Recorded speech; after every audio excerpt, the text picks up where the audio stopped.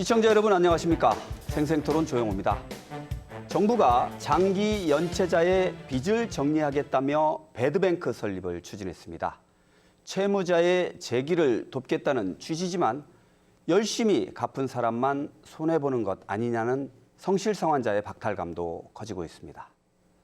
대전시를 비롯해 정부와 지자체는 성실상환자를 위한 초저금리 등 핀셋 지원에 나섰지만 정책의 공정성과 실효성을 두고 논란도 여전히 이어지고 있습니다. 오늘 생생토론에서는 빚 탕감과 성실상환 보상 그리고 핀셋 지원 정책의 효과를 짚어보겠습니다. 나와주신 분 소개해드립니다. 정세은 충남대학교 경제학과 교수 나오셨습니다. 예, 안녕하세요. 김용원 나라살림연구소 책임연구원 시간 내주셨습니다. 네, 안녕하십니까? 네, 이어서 류필선 소상공인연합회 전문위원 자리하셨습니다. 안녕하십니까? 먼저 준비된 영상 보신 뒤 본격적으로 얘기 나눠보겠습니다.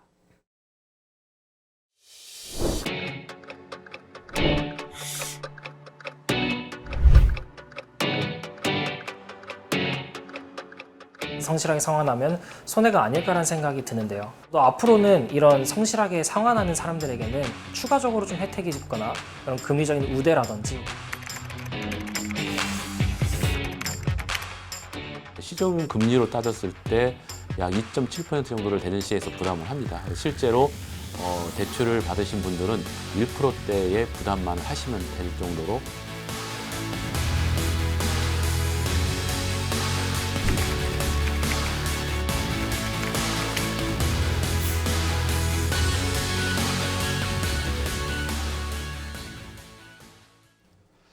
네, 이 소상공인들 등을 대상으로 한 이제 정부의 빚 탕감 정책이 좀 속도를 내는 모양새인데 최근에 이재명 대통령께서 대전을 방문하셔서 얘기가 제가 나온 걸로 좀 기억을 하거든요.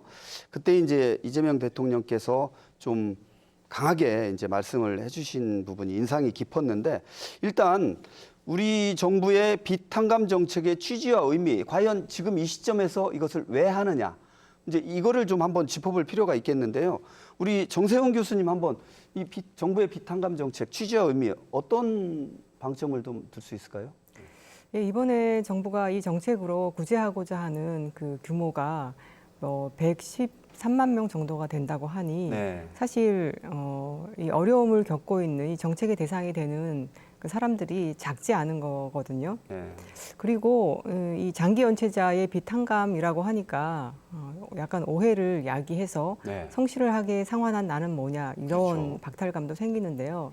사실은 이게 뭐냐면은 7년 이상 오래된 그리고 그게 원금이 5천만 원 정도 되는 소액인데 네. 이것을 못 갚고 있는 분들이 이렇게 많다는 거거든요.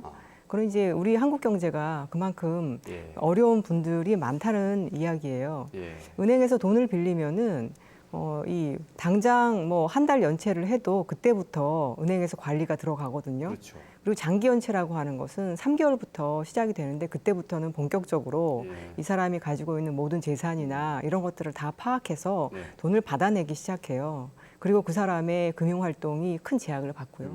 그렇기 때문에 이 7년 동안 소액인데 못 갚았다라고 하는 거는 그만큼 이 상황이 정말 안 좋은 사람들이라는 것이고 그렇죠. 그런데 금융 활동이 안 되기 때문에 더 이중의 고통을 받고 정상적인 경제 활동을 못하면 소득 활동이 안 되기 때문에 어렵거든요. 그래서 이게 버티면 뭐 혜택을 받는 거 아니야? 예. 그게 아니라 한 7년 동안 그 고통을 다 당하고 예. 더 이상 다른 방식으로 해결할 수 없기 때문에 정부가 나서서 이렇게 그 부담을 완화시켜준다 예. 이렇게 이야기할 수 있겠고 이거를 탕감이다 이렇게 워딩을 붙이니까 예. 말을 하니까 많은 사람들이 약간 이게 버티면 되지 않나? 그러나 사실은 절대 그렇지 않고 그리고 이 시점에서 이 정책은 충분히 시행해야 할 그런 시점이 되었다라고 저는 생각합니다. 그 당시 이재명 대통령께서 그런 말씀을 하신 것 같아요. 여러분 7년 동안 빚 안 갚고 살 수 있겠습니까? 굉장히 뭐 고통스럽다는 취지의 말씀을 이제 하셔서 저도 좀 놀란 그런 게 있는데 이 진짜 빚을 못 갚으시는 분들 입장은 정말 고통스럽고 힘드실 것 같아요. 이게 갖고 싶죠. 물론 빚지면은 당연히 이제 갖고 싶은데 이게 이제 그 어려운 분들을 위한 정부의 이제 정책으로 이제 대두가 되다 보니까 여러 가지 이제 교수님 말씀하셨지만 오해도 생길 수도 있고 뭐 이제 이렇거든요. 우리 김용원 나라살림연구소 책임연구원님께서는 이번 어떤 정부의 빚 탕감 좀 조심스러운 말이기도 하네요. 탕감. 이거 어떻게 보고 계십니까? 일단 저는 좀 거시적인 경제 상황 얘기를 좀 먼저 하고 싶은데요. 예. 우리나라 지금 가계부채가 좀 이제 사실은 예전에 많이 지금도 심각한 상황이긴 한데 네. 좀 완만하지만 증가하고 있고 예. 최근에는 사실 수도권 주택 거래량이 늘어나면서 조금 더 많이 증가하고 있습니다. 현재 그런 상황에서 근데 문제는 뭐냐면은 지금 부채가 늘어나면 예. 부채를 갚으실 수 있는 분들이 늘리면 상관이 없겠으나 그렇죠. 부채를 갚기 어려우신 사실 좀 자영업 하시는 분들 네. 좀 어려우신 분들의 빚이 좀 많이 늘어나고 있는 네. 상황이고 그분들이 지금 연체도 굉장히 안 좋습니다. 그러니까는 이제 우리나라가 사실은 소상공인 분들이 비율이 높아요. 자영업 네. 하시는 분들이. 근데 네. 그분들이 사실은 빚을 갚을 수 없는 상황이 되시면 사실은 흔히 말하는 이제 풀뿌리 경제가 사실 마비가 될 수 있는 그렇죠. 거거든요. 네. 그러니까 이 빚 탕감이라는 게 사실은 이제 모든 빚을 탕감해주겠다는 얘기가 아닙니다. 사실은 네. 정말 앞서도 얘기 나왔지만 그러니까 오랜 기간 동안 빚을 이제 지고 좀 이제 연체로 고통을 받으셨던 분들, 금융활동에 제약이 있으셨던 분들에 대해서 좀 제한적으로 이루어지는 거기 때문에 지금 이 정책은 사실은 어떤 경기 회복 차원에서도 어느 정도 조금 실효성이 있는 정책이 아닌가 생각합니다. 네, 지금 이 시점에서 어느 정도 짚고 넘어가야 될 어떤 정부 정책 가운데 하나다. 이렇게 좀 이해를 해도 되겠네요. 네. 그 이어서 우리 류필선 소상공인연합회 전문위원님께도 비슷한 질문 드리겠는데 어떻게 보세요? 이런 어떤 정부의 정책이 과연 지금 이 시점에서 좀 필요할 수 있을까? 예, 어떻게 보십니까? 2025년 2분기 기준으로요. 대한민국 가계부채 총액은 1,950조를 넘어섰습니다. 네. 조사 대상 38개국 중 뭐 캐나다 다음으로 2위를 차지했고요.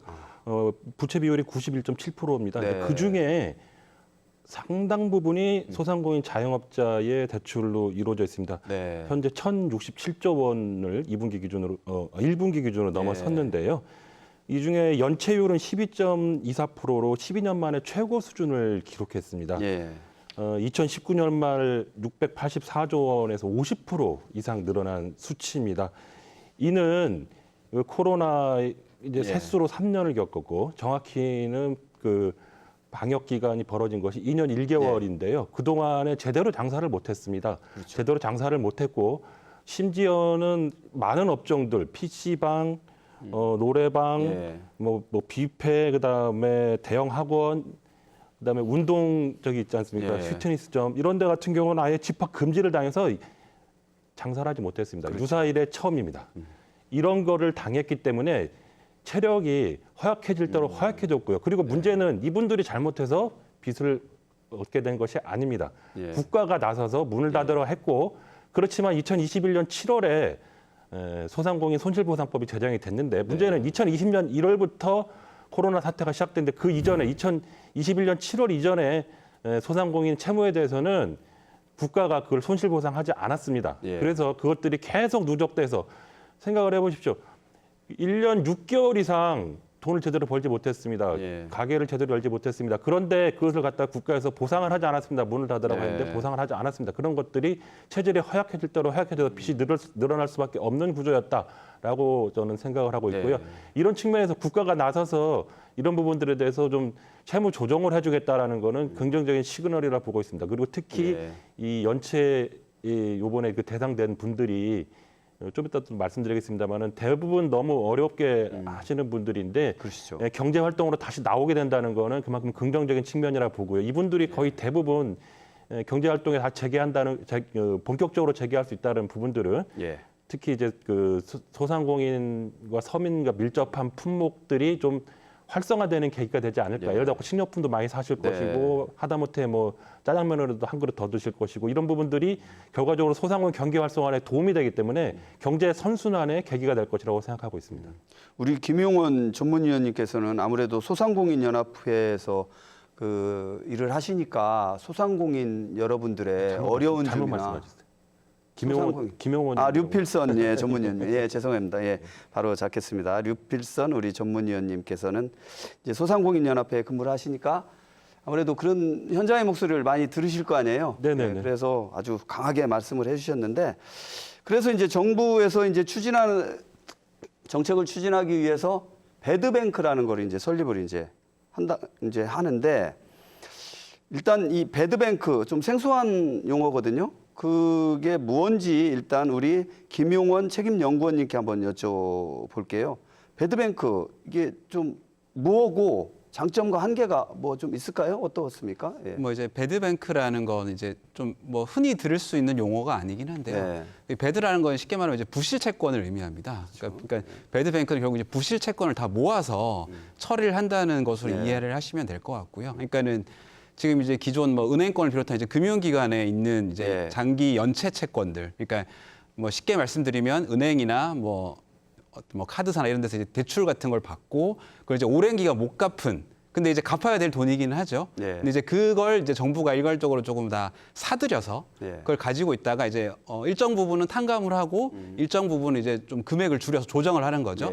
그렇게 해서 이제 그 원래 그 빌려가신 분들의 이제 좀 재기를 돕는. 그러니까 연체가 오래되면 이제 뭐 흔히 말하는 신불자, 실용불량자가 돼서 이제 사실상 금융활동이 안 되고 금융활동이 안 되면 현대사회에서 경제활동 자체가 거의 불가능하잖아요. 이제 그런 걸 구제하는 취지로 만들어진 제도라고 이해하시면 될 것 같습니다. 그럼 이 배드뱅크가 뭐 한시적 기구입니까? 아니면은 뭐 좀 영속성이 좀 있는 건가요? 사실 이제 배드뱅크 기능을 하는 그 기관이 실제로 현재 있습니다. 캠코라고 존재하고 있고요.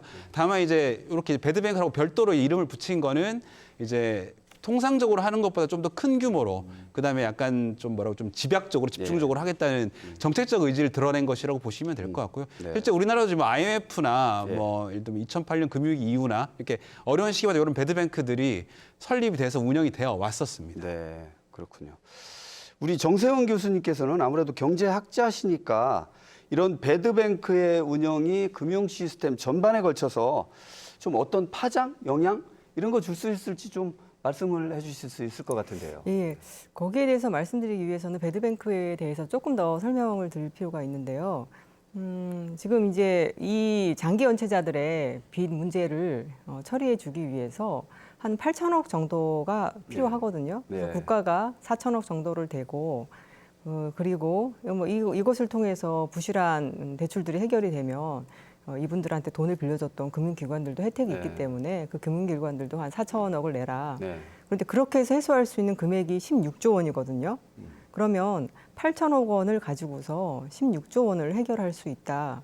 이거는 도대체 뭔가 싶을 텐데요. 뭐냐면은 돈을 빌려서 3개월 이상 연체하게 되면 은행이 이걸 받아내기 위해서 노력을 하는데 어떤 사람들은 뭐 3년이 넘어도 못 받는, 그러니까 아까 말씀드렸듯이 전혀 받을 구멍이 없는 소득, 이제 자산이 이렇게 찾아도 자산이 없는 경우예요. 그럼 이제 은행은 어떻게 하냐면은 이거는 완전히 못 받는다라고 하고 아예 털어버리거든요. 그래서 털어버리기 때문에 은행은 그걸 못 받는다. 그리고 그동안 이걸 처리하기 위해서 다른 방식으로 이제 장부를 깨끗하게 하고 그러면 그 단계에서 이제 못 받을 거니까 아예 해결을 해주면 좋은데 그렇게 하지 않고 언젠가 받을 수도 있기 때문에 그 빚을 계속 가지고 있어요. 근데 은행 입장에서는 그것을 처음에 5천만 원을 빌려줬다고 해도 5천만 원을 받을 수 있는 가능성이 거의 없기 때문에 그러나 혹시 몰라서 계속 가지고 있다가 보통 어떻게 하냐면은 그걸 아주 싼 가격에 추심업체에 넘깁니다. 그렇기 때문에 이제 은행에게 이거는 5천만 원의 가치가 있는 게 아니고 거기 뭐 5% 정도의 아주 작은 가치밖에 없는 거예요. 그래서 이 배드뱅크라고 하는 것은 어차피 은행들이 받기 어려운 그래서 가치가 없는 것을 16조라고 하는 것은 원본은 그렇지만 한 8천억 정도면 되면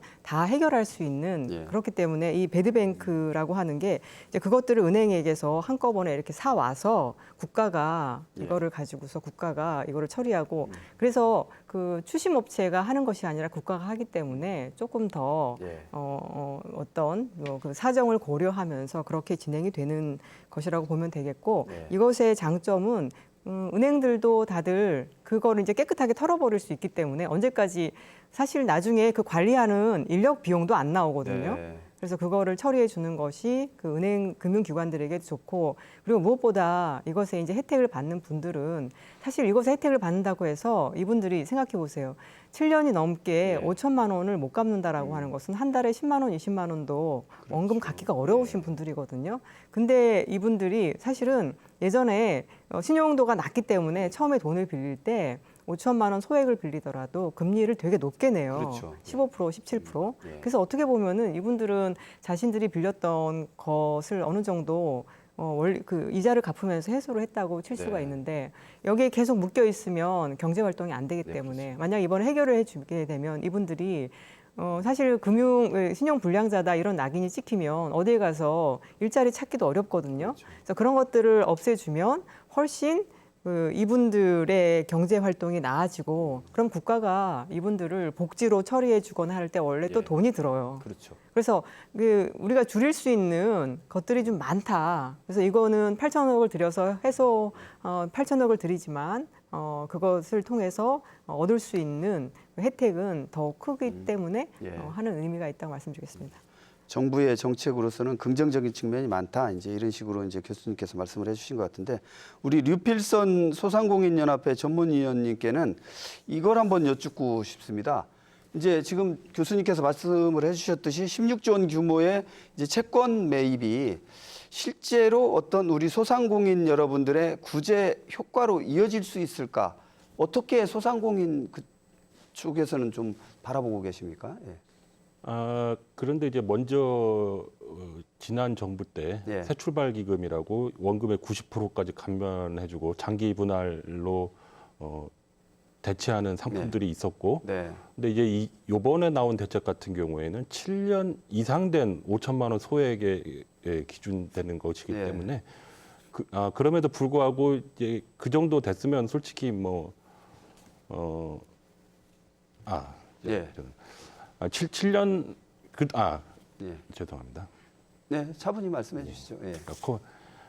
코로나 당시에 대출을 해결하기 위해서 지난 정부에서 새출발 기금이 예. 발족을 했고요. 원금액 최대 90%까지 감면을 해주는 프로그램들을 시행하고 있었고, 예. 이번에 7년 이상 5천만 원 이상 7년 넘은 5천만 원까지의 빚을 이제 탕감해주는 정책인데요. 이런 부분들도 소상공인들에게 실질적으로 도움이 될 것이라고 보고 있고, 네. 소상공인연합회는 당시 이제 추경이 그 안에 추경안에 포함돼서 발표됐는데, 장기 연체 채권 매입 소각, 그다음에 새출발 기금이 확대됐습니다. 새출발 기금이 원래 24년도 조금씩 늘어왔는데 25년 6월까지 빚을 갖고 있던 분들까지 되는 거거든요. 그러니까 네. 두 가지 그러니까 기존의 트랙, 새출발 기금의 트랙을 좀 확대한 부분도 저희는 상당히 의미가 있다라고 말씀을 드릴 수가 있고요. 그다음에 그 이후로 정부의 대책뿐만 아니라 은행권 채무조정 시스템들이 계속적으로 발표가 되기 시작했고, 네. 이것을 시작으로 단지 7년 이상 된 빚만 아니라 그 이하의 빚, 그다음에 소액 연체제, 현재의 빚 같은 것도 상당 부분 해결의 전기가 마련됐기 때문에 네. 소상공인연합회에서는 진정한 새 출발의 전기가 열렸다 이렇게 논평을 낸 바도 있습니다. 네.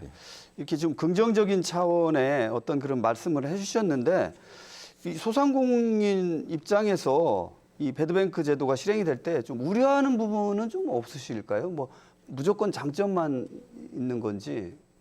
근데 예. 아까 말씀드렸듯이 이 7년 이상의 빚이고 새출발 기금회 같은 경우는 2020년부터 이기 때문에 7년 전부터라고 하면은 예. 2018년도라고 생각되는데, 그럼 네. 2019년에서 20년까지 한 1, 2년 정도는 사각지대가 발생하는 네. 것이 아니냐. 그래서 거기에 계신 분들이 또 형평성 문제를 제기할 수 있지 그렇죠. 않을까, 이런 부분들은 조금 네.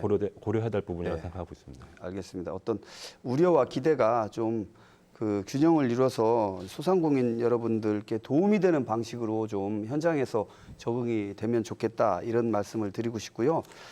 이 용어 선택이 좀 신중해야 될 텐데, 아까 교수님 말씀하시니까 제가 빚탕감, 이 탕감이라는 단어에 대한 이 오해가 좀 있을 수 있잖아요. 근데 뭐 다 탕감해서 완전히 뭐 이렇게 해준다는 건 이제 아닌 것 같고, 근데 이제 이 시점에서 논의돼야 될 부분이, 그럼 이게 과연 정부에서 나서서 그야말로 국가 예산이나 세금을 들여서 이렇게, 그러니까 부실 채권이죠. 부실 채권을 정리하는 게 공정할까?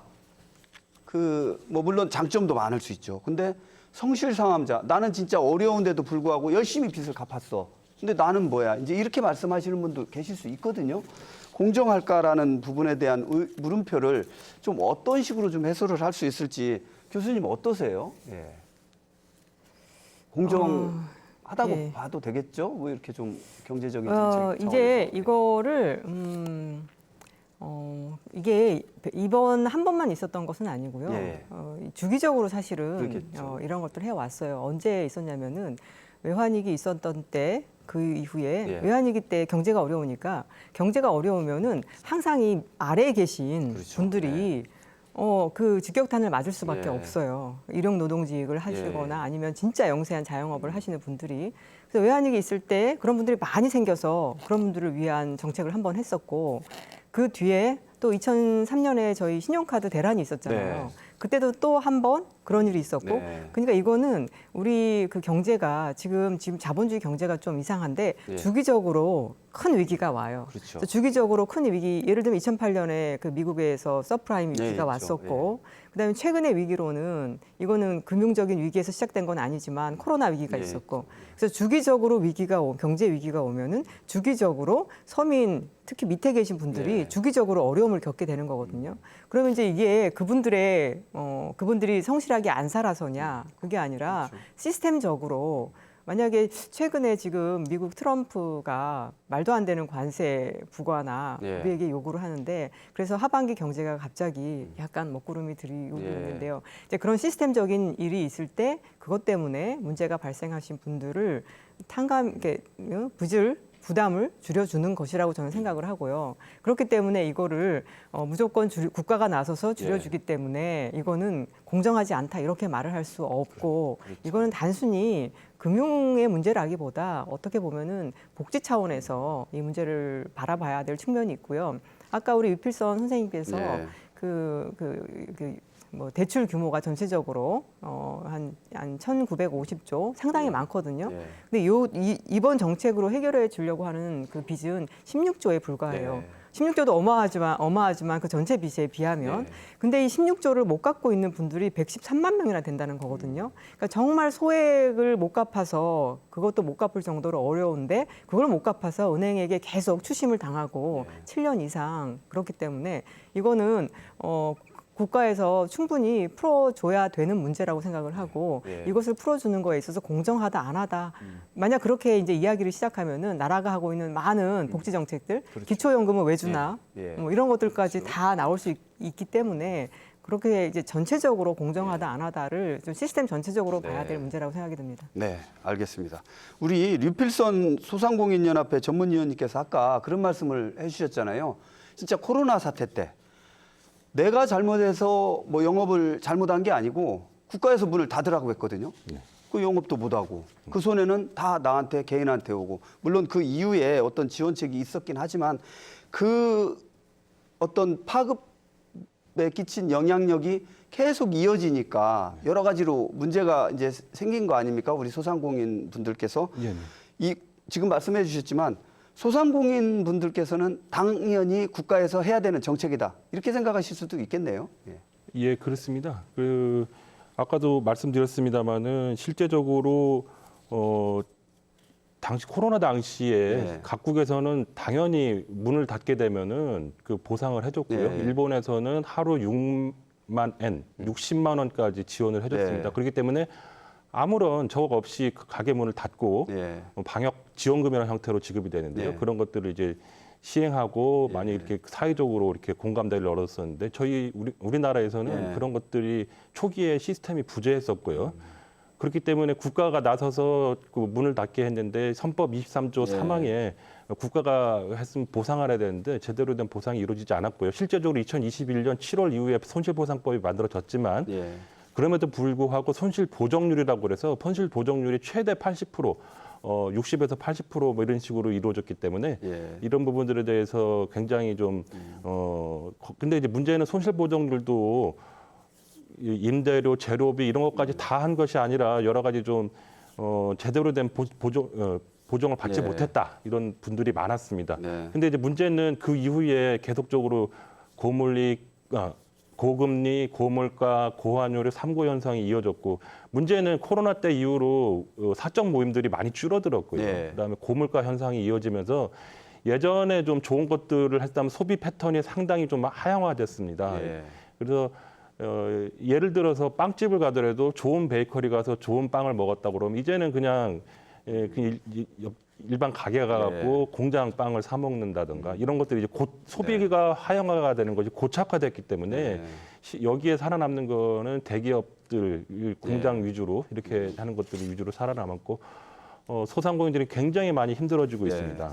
이런 부분들에 대해서 아까도 말씀드렸지만은 소상공인의 부분에 대해서 놓치지 않고 이런 것들이 연쇄적으로 요번에 대전시의 270억 부분도 그렇지만 연쇄적으로 파급된 효과가 크기 때문에 소상공인들은 굉장히 환영하는 입장에 대해서 말씀드릴 수 있겠습니다. 이게 뭐 말씀해 주시지만 두 분 말씀을 들어보면은 이게 공정하다, 불공정하다 이런 차원이 아닌 것 같고 그분들께서도 경제 활동을 하셔야 우리 경제가 자연스러운 선순환 구조를 이룰 수 있지 않느냐 이제 이런 생각을 하게 되는데 우리 김용원 책임연구원님께서는 시민사회에서도 활동을 하셨고 이제 이런 부분에 대해서 여러 가지 많은 의견을 많이 들으셨을 것 같은데 이 어떤 정부에서 빚 탕감을 이렇게 하는 거에 대한 어떤 부분에 말씀을 해주실 수 있을까요?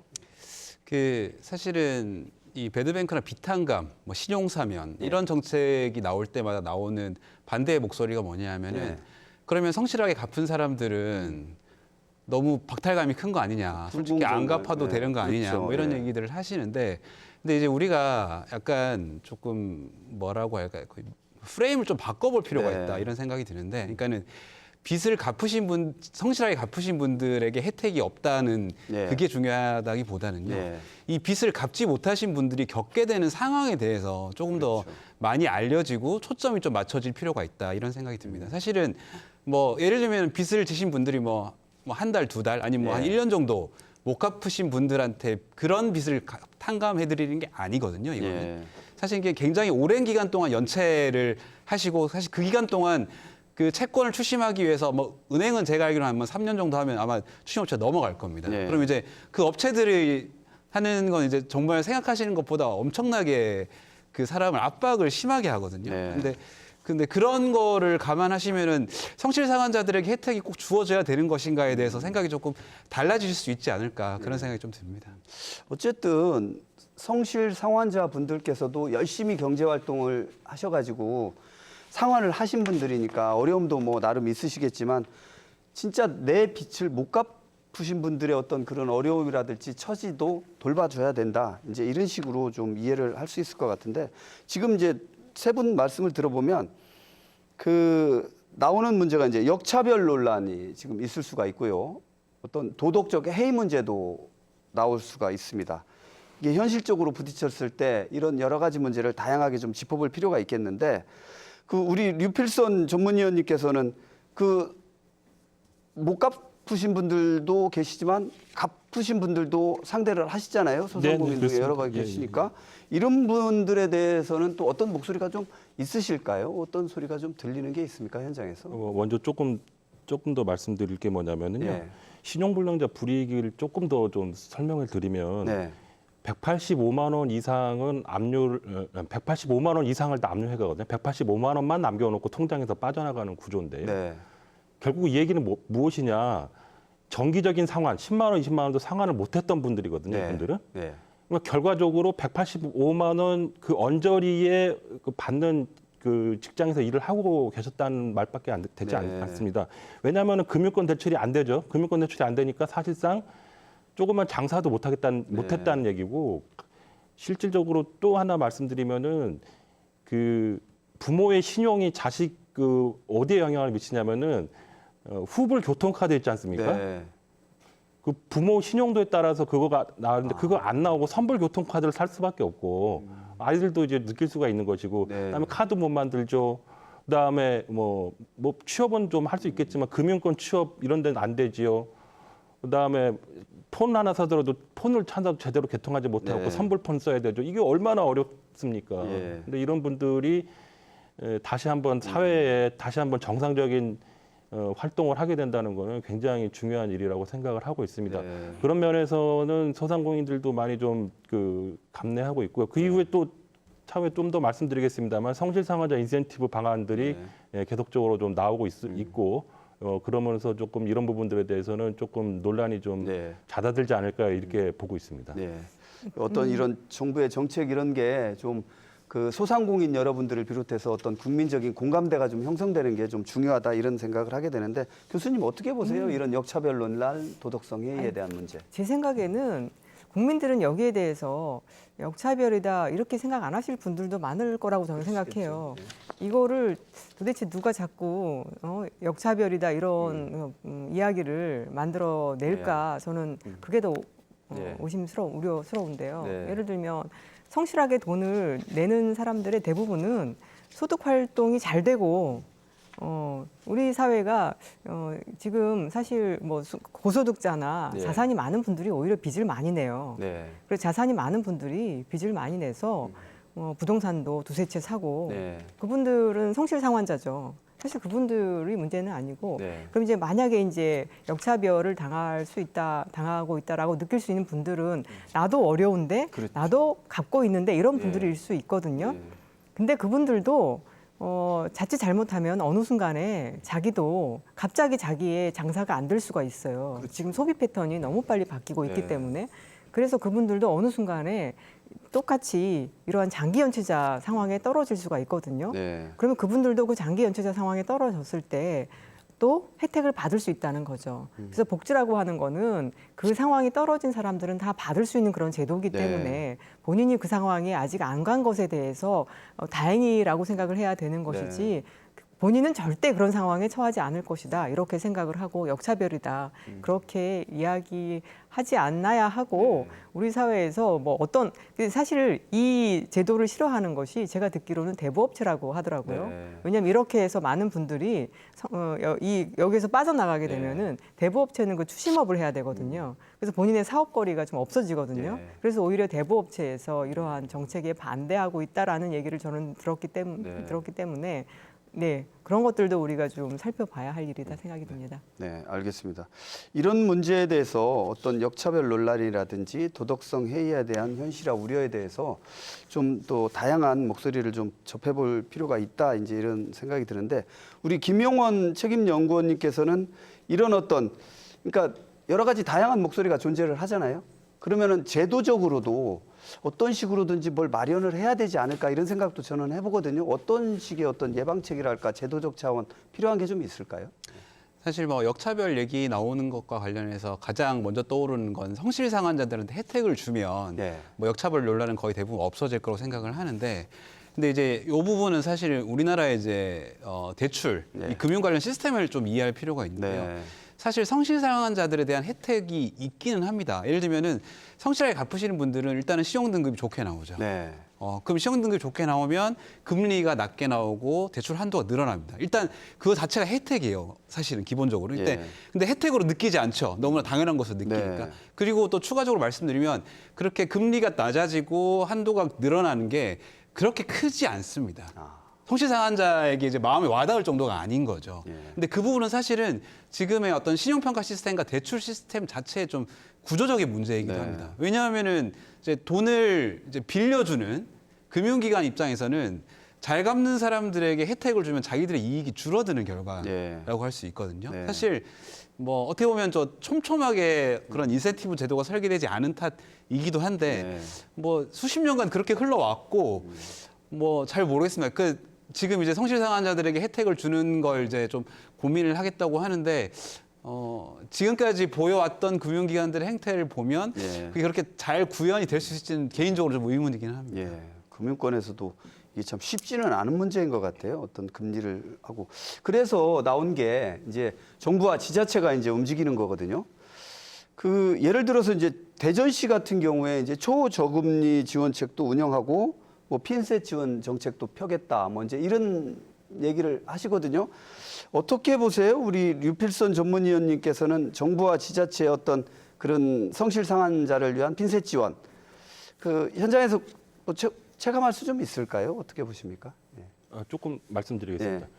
성실 상환자 인센티브 제공 필요성에 대해서 좀 예. 말씀드리면 지난 7월 4일 날 이곳 대전에서 열린 이재명 대통령 예. 그 충청권 타운홀 미팅에서 그다음 소상공인 금융 관련해서 이제 말씀들이 있었는데 예. 소상공인연합회 송채영 회장이 첫 번째 발언으로 예. 나와서 발언자로 나와서 성실 상환자 인센티브 방안에 대해서 건의를 하였고요. 네. 이재명 대통령께서 그 자리에서 금융위원회 부위원장에게 소상공인의 현장 목소리를 좀 정책에 반영하라 이렇게 말씀을 하셨고 네.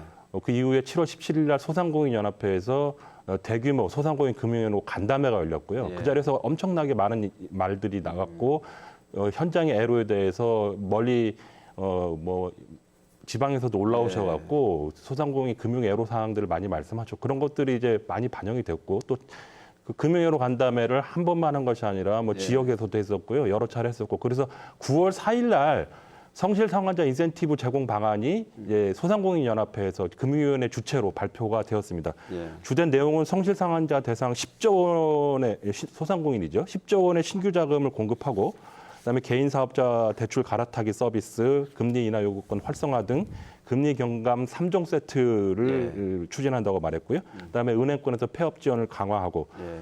저는 개인적으로 이것도 상당히 중요하다고 생각하는데 그동안에는 폐업을 하려면은 사업자 대출 받은 거를 일시에 다 상환을 했어야만 했습니다. 그렇기 때문에 폐업을 하려고 해도 일시 상환을 할 수가 없기 때문에 가게를 계속적으로 이어올 수밖에 없는 거, 손님도 안 오는 그 가게 문을 열어줄 수밖에 없었던 상황들이 있었고 이것들이 상당히 답답한 문제였다라고 7월 17일 소상공인연합회 간담회에서도 많은 분들이 얘기를 하셨는데 이번에 9월 4일 날 발표된 대책에 이것이 들어가서 폐업 시 개인 사업자 대출 상환할 때 만기까지 대출 회수를 중지하는 걸 명문화하겠다 이런 발표가 됐습니다.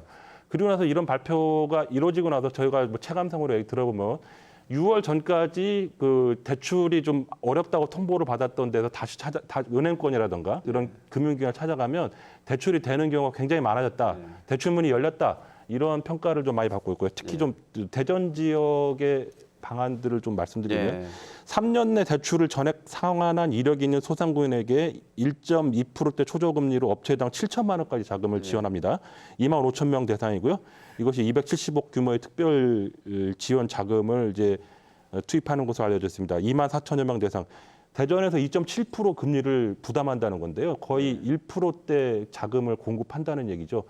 이거는 전국 지자체 최초로 도입되는 신규 제도인데요. 저는 이 부분 관련해서 이거는 굉장히 중앙정부보다 오히려 신속하고 선제적으로 나섰다. 대전시가 성실 상환자 인센티브 제공의 모범 사례로 남을 것이고요.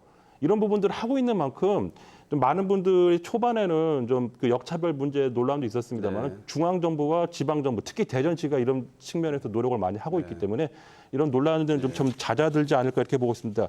대전 같은 경우에는 공신률, 상가 공실률이 전국보다 상회하고 있고요. 특히 대전 복합터미널 인근의 공실률은 23.4%로 아주 기록적인 그 공실률을 보이고 있습니다. 대전 경기가 상황이 좋지 않은 상황이거든요. 그런데 이렇게 대전시가 먼저 나서서 선제적으로 지원을 하는 부분들은 대전시 경기를 좀 다시 좀 재건하는데 큰 도움이 될 거라고 생각하고 있습니다.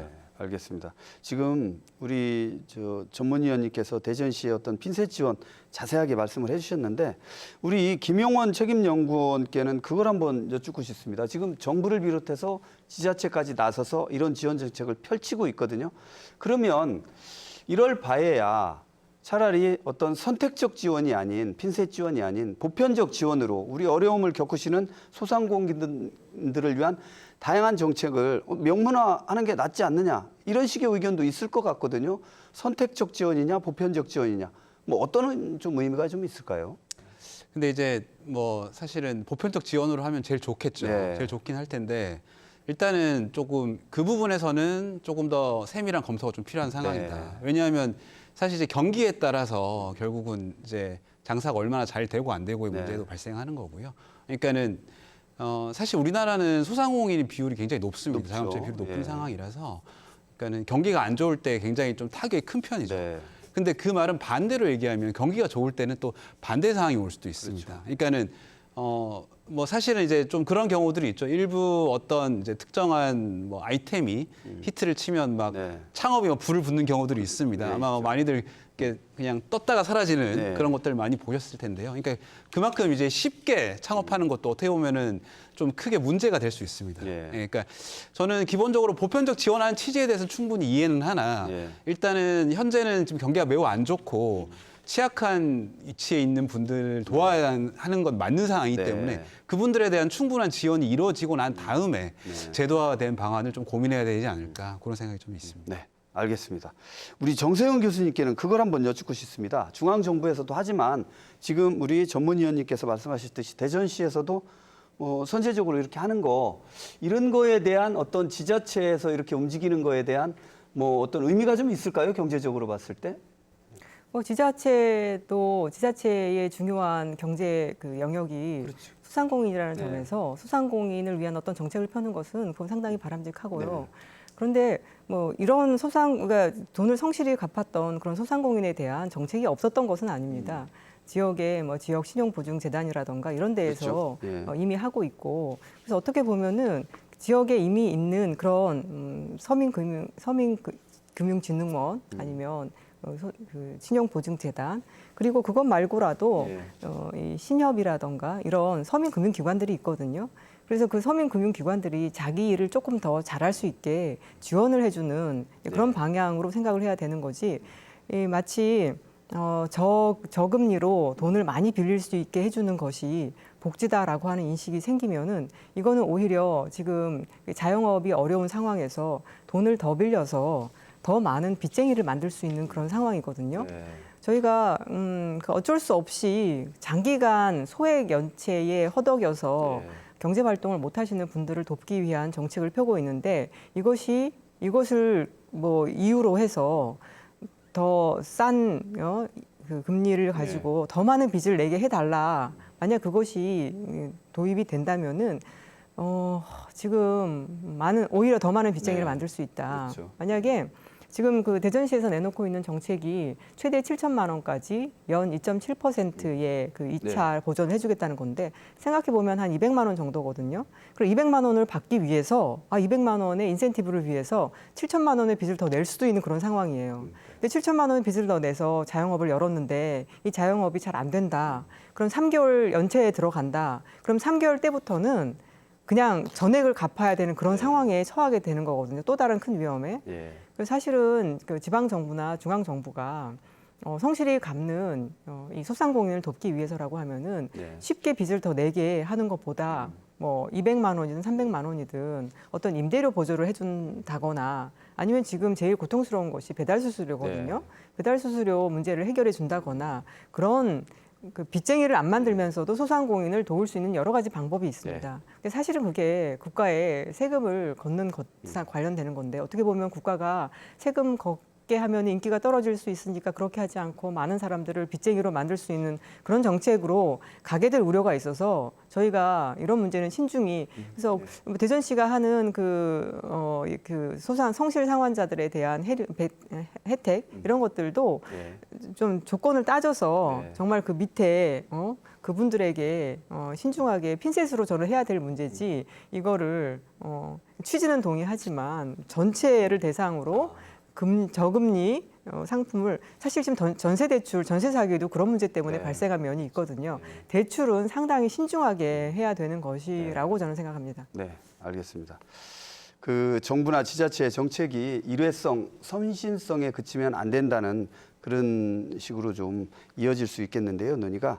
저희가 준비한 시간이 거의 다다르고 있는데요. 끝으로 우리 세 분께 차례대로 한번 여쭤보겠습니다. 우리 류필선 전문위원님부터 이제 차례로 한번 여쭤볼 건데, 그러면 이 시점에서 지속 가능한 우리 소상공인 등을 대상으로 한 금융정책, 좀 어떤 식으로 좀 가야 될지 우리 류필선 소상공인연합회 전문위원님 어떤 말씀 주실 수 있을까요? 지속 가능한 금융 정책을 설계해야 되는 것에 이제 그 좀 머리를 맞대야 전문가들이 예. 머리를 맞대야 될 시점이라고 보고요. 예. 아까 말씀하신 그 성실 상환자 인센티브 방안에 관련해서는 네. 좀 다양한 방안들이 네. 좀 논의됐으면 좋겠다. 특히 그 서울시 같은 경우에는 희망 2배 청년 통장이라고 그래서요. 네. 자기가 이제 예를 들어 30만 원을 내면 서울시에서 30만 원을 더 지원해주는 이런 네. 프로그램들이 있습니다. 성실 상환자들에게는 이런 프로그램들 소상공인 희망 적금 통장을 한번 도입해서 그런 좀 그 의혹들을 좀 높일 필요가 있다고 네. 생각이 들고요. 네. 지금 그 중기부 공식 자료로 2025년 2월에 나온 발표 자료로 2023년도 소상공인의 연간 평균 영업이익은 2,500만 원으로 네. 나타났습니다. 평균 매출액은 1억 9,900, 그러니까 2억에 가까운데도 그렇습니다. 2,500이라고 그러면은 200만 원 겨우 넘는 수준이고, 네. 지금 통계청에서 임금 근로자 평균 임금이 312.8만 원, 그러니까 312만 원인데 한참 못 미치는 수준이고요. 올해 최저임금 209만 원에도 못 미치는 수준입니다. 네. 그다음에 국회 자료에 따르면 소상공인 자영업자의 75%가 평균 이익이 100만 원 이하라고 그러는데요. 예. 이렇게 어려운 상황입니다. 네, 알겠습니다. 예. 여러 가지 다양한 어떤 소상공인을 위한 그 정책이 필요하다 이런 식으로 좀 이해를 하겠습니다. 네. 우리 이어서 우리 김용원 나라살림연구소 책임연구원님께서는 이 지속가능한 소상공인 금융정책 어떤 식으로 좀 방향을 잡아야 될지 핵심적으로 부탁드리겠습니다. 저는 예. 관계형 금융이 활성화돼야 된다. 지금의 이제 대출 방식은 그냥 단순하게 신용평가, 소득, 자산 가지고만 네. 하는 그러니까 수치로만 증명된 것 가지고 대출이 나가는데 그게 아니라 이 사업이 정말 어느 정도 유망한 것인지, 얼마나 노력하고 있고 어떤 걸 하고 있는 것인지 이런 걸 이제 평가하는 게 관계형 금융이거든요. 네. 그러니까 밀착돼서 평가를 하는 거죠, 사업 상황을. 네. 그러니까 사실 그게 제대로 이루어지고 있지 않은 게 대출이 그냥 마구잡이식으로 나가고 네. 상환이 잘 안 되는 가장 큰 원인이라고 생각합니다. 그 부분이 좀 제대로 도입되면 현재 같은 문제도 좀 발생이 덜 되지 않을까 그렇게 네. 생각합니다. 관계형 금융이 정착이 좀 돼야 되겠다. 이제 이런 말씀이신 것 같은데 우리 정세은 교수님께도 똑같은 질문 드리겠습니다. 예. 올해 지속 가능한 금융 정책 어떤 식으로 좀 펼쳐져야 될지. 이 문제 이거는 처리가 돼야 되는 문제이고 그런데 단지 이제 성실 상환자에 대한 자꾸 박탈감 이야기가 나오는데요. 네. 그걸 해소하기 위한 것은 그 분들이 자산이나 이런 것들을 정말 충분히 검토해서 자산이 뭐 팔 능력이 있는데도 그것을 회피하고 있지 않다는 것을 네. 정부가 설명을 해야 될 것이고 더 거꾸로 이런 것을 계기로 또 초저금리에 네. 자영업자 대출을 늘려라 이렇게 한다면 그건 안 될 일이고 네. 정부가 하나 더 한다면 자영업자들에게 혜택을 주기 위해서 그 하고 있는 여러 가지 정책을 악용해서 그 자영업 대출로 받아서 부동산 투기를 한다던가 이런 사례도 많거든요. 근데 그런 것들 때문에 여기에 대한 국민들의 신뢰가 네. 없는 것이어서 정부는 오히려 그러한 악용 사례나 이런 것들을 좀 찾아봐야 막아야 되지 않을까 그렇게 생각됩니다. 제가 알겠습니다. 예. 말씀드릴 수 있을까요? 예. 그래서 소상공인 금융 접근성을 좀 높일 필요가 있다고 생각들고요. 네. 소상공인 전문 인터넷 은행이라든가 그다음에 아까 말씀하신 관계성 금융을 확대하기 위해서 소상공인 마이데이터를 확대하고 그다음에 플랫폼과의 연계를 통해서 마이데이터를 연계해서 활용할 수 있는 방안 그것들이 자기 대출과 연관되는 이런 금융 특히 이제 AI 시대고 이제 디지털 시대이기 때문에 이런 것들을 해서 좀 발상의 전환이 필요한 시기가 아니라 이렇게 보고 있겠습니다. 네, 예. 알겠습니다. 말씀 감사합니다. 오늘 생생 토론은 여기서 마무리하겠습니다. 세 분 수고하셨고요. 시청해 주신 여러분 감사합니다.